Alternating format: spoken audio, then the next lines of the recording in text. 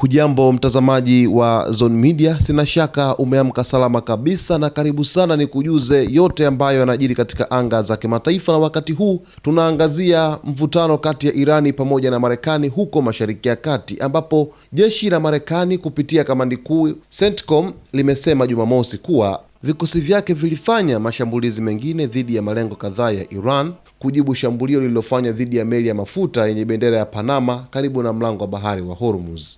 Taarifa ilieleza vikosi vya CENTCOM leo vimefanya mashambulizi ikiwa ni jibu la moja kwa moja kwa uchokozi unaoendelea wa Irani dhidi ya usafirishaji wa kibiashara baharini. CENTCOM ilisema katika taarifa iliyochapishwa kwenye mtandao wa X, ndege za kijeshi za Marekani zililenga miundombinu ya ufuatiliaji wa kijeshi ya Iran, mifumo ya mawasiliano, maeneo ya ulinzi wa anga, maghala ya kuhifadhi ndege zisizo na rubani yaani drones, pamoja na uwezo wa Irani kutega mabomu ya baharini. Kwa mujibu wa CENTCOM, meli ya mafuta M-T Kiku ilikuwa ikipita karibu na mlango wa Hormuz ikiwa imebeba zaidi ya mapipa milioni 2 ya mafuta ghafi iliposhambuliwa na droni ya kujitoa muhanga saa 10:30 alfajiri. Tukio hilo linakuja wakati mvutano katika eneo la Ghuba umeongezeka, huku Marekani na Irani zikibadilishana mashambulizi katika siku za hivi karibuni. Aidha, jeshi la walinzi wa mapinduzi ya Kiislamu la Iran IRGC lilishambulia meli ya mizigo yenye bendera ya Singapore katika mlango wa Hormuz siku ya Alhamisi, shambulio ambalo rais wa Marekani Donald Trump alilitaja kuwa la kijinga.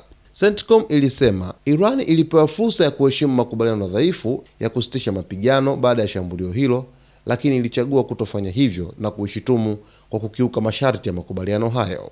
Sasa hii ni taarifa ambayo imetolewa na CENTCOM baada tu ya mashambulizi ambayo yamefanyika kwa awamu ya pili ya Marekani dhidi ya Irani. Yaani hapa ni kwamba kama Irani itashambulia meli yoyote ambayo inapita katika mlango wa bahari wa Hormuz, Marekani inaichukulia hatua Irani, na ikifanya hivyo Irani nayo inachukua hatua za kushambulia maslahi ya Marekani Mashariki ya Kati, ikisema kwamba meli hizi zinakiuka utaratibu ambao uliwekwa wa kupita katika mlango wa bahari wa Hormuz.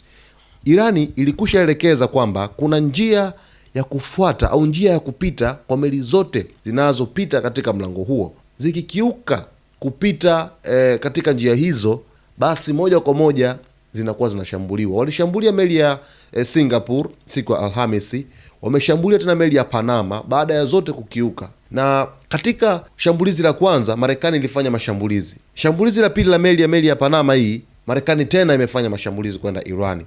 Sasa hapa inaonekana wazi kabisa kwamba makubaliano ya kusitisha mapigano yako hatarini kuvunjika kwa kiasi kikubwa wakati wowote. Hii ni jambo la hatari kwa sababu huenda tukashuhudia mvutano mpana zaidi ukaongezeka kati ya nchi hizi mbili, Irani pamoja na Marekani, na chanzo kikubwa kikiwa ni katika mlango wa bahari wa Hormuz. Walisaini mkataba, lakini mkataba unabakia kuwa mkataba wa makaratasi tu na hauheshimiwi kwa namna moja ama namna nyingine. Basi kwa taarifa zaidi mtazamaji wetu, ni kuombe endelea kuwa nasi wakati wote kwa kusubscribe channel yetu, kulike, kucomment pamoja na kushare. Nitakujuza yote leo hii ambayo yanajiri katika anga za kimataifa.